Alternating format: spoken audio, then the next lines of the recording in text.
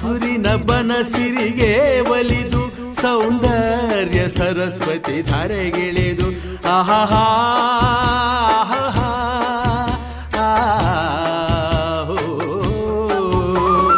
ಹರಿಯುವ ನದಿಯಲ್ಲಿ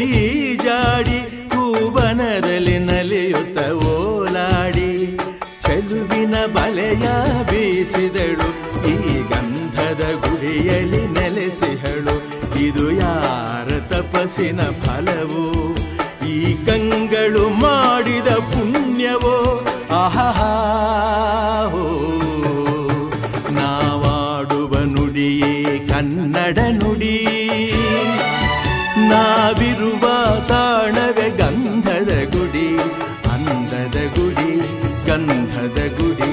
ಚಂದದ ಗುಡಿ ಶ್ರೀಗಂಧದ ಗುಡಿ ಆಹಾ